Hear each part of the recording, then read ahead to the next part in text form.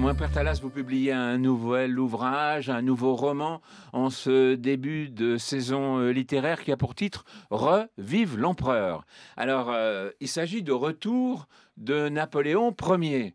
Mais Napoléon Ier est mort. Ben non, il n'était pas mort. En fait, Napoléon Ier était congelé dans la mer de Norvège. Il se fait repêcher là par un chalutier de Findus, parmi le cabillaud, et il se fait repêcher avec son cheval, le vizir, qui est un de ses derniers chevaux. Et petit à petit, on va le ramener à la vie.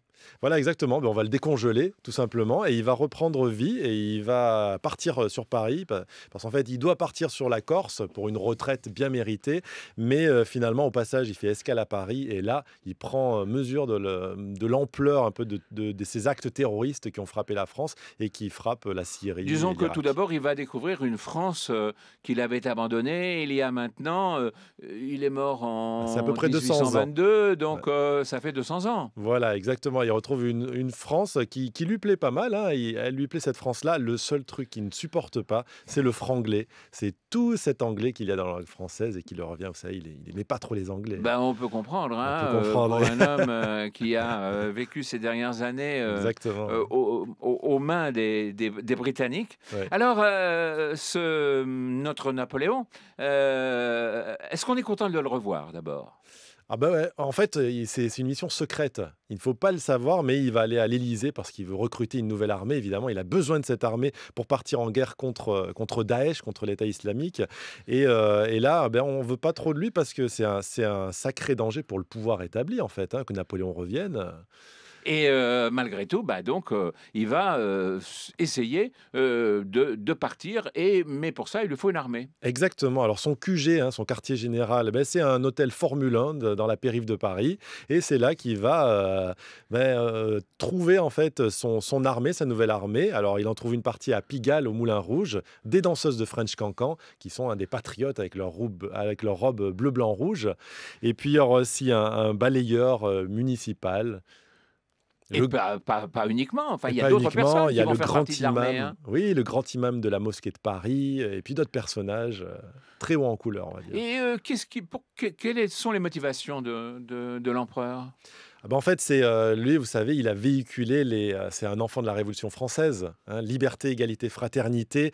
C'est des valeurs qu'il va vouloir remettre au goût du jour parce que bah, Daesh, la liberté, l'égalité et la fraternité, c'est pas trop une trinité qu'ils ont dans leur cœur. Alors, il va partir avec cette armée, un peu de bric et de broc, il va partir en Syrie. Exactement, il part dans la province de Raqqa, hein, là où est installé l'ours de Mossoul, qui est le leader.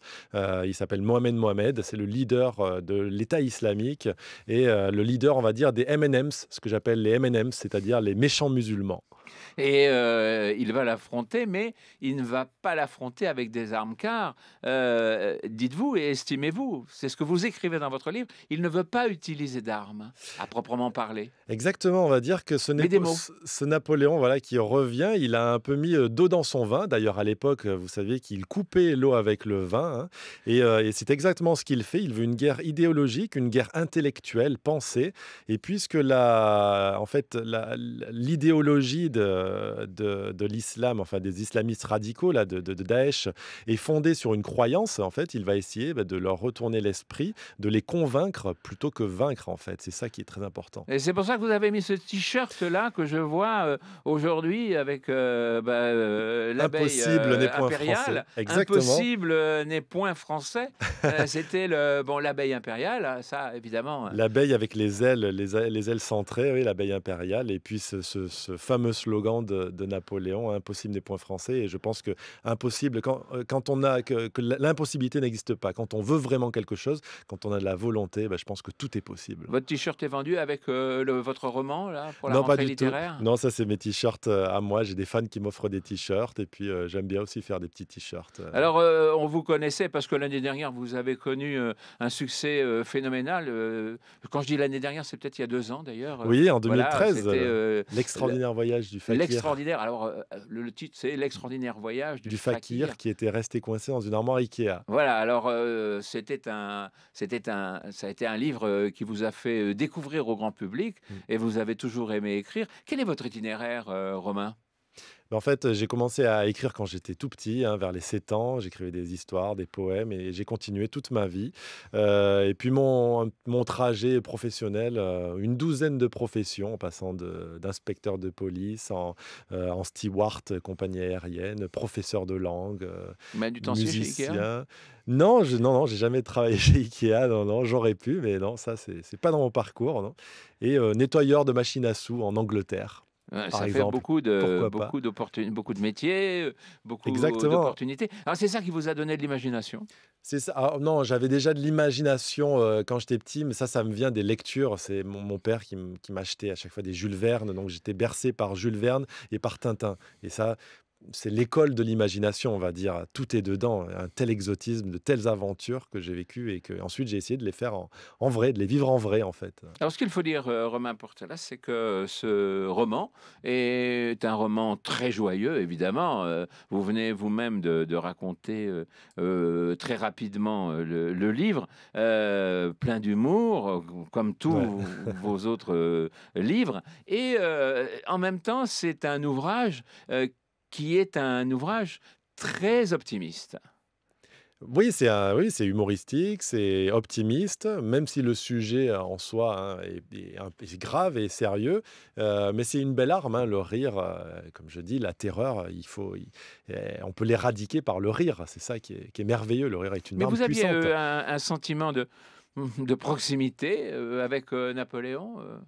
Non, pas du tout, non, j'étais pas un fan de Napoléon et j'ai appris beaucoup de choses. Je me suis documenté spécialement pour ce roman, et je voulais faire partager ça justement avec les lecteurs, parce que c'est vrai que c'est un illustre inconnu, hein, on connaît tous Napoléon, mais il y a plein de choses qu'on ne connaît pas de lui et je voulais que le lecteur apprenne avec moi, des connaissances qui sont encore dans notre vie de tous les jours, hein.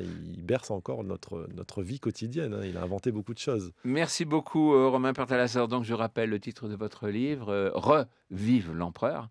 Ne pleurez pas, donc, si vous allez aux Invalides, c'est inutile. Voilà. Ou alors, prenez sous le bras le livre de Romain Pertalas pour avoir, au contraire, pour penser que l'empereur est encore là, ou peut-être quelque part, Oui. en tout cas, éventuellement, avec nous, pour pouvoir bah, nous aider, ou nous donner confiance. C'est un peu Oui, ça, hein, votre livre? bah, on va dire que l'empereur, Napoléon est en chacun de nous. Il faut sortir son Napoléon, c'est ça, et faire que dans notre vie à nous, les choses ne nous paraissent pas impossibles et se lancer. Il faut toujours aller de l'avant, en fait, hein, c'est ça. Il faut décongeler le Napoléon qu'on a en soi. Ce sera un Merci petit peu le Romain. message. Merci.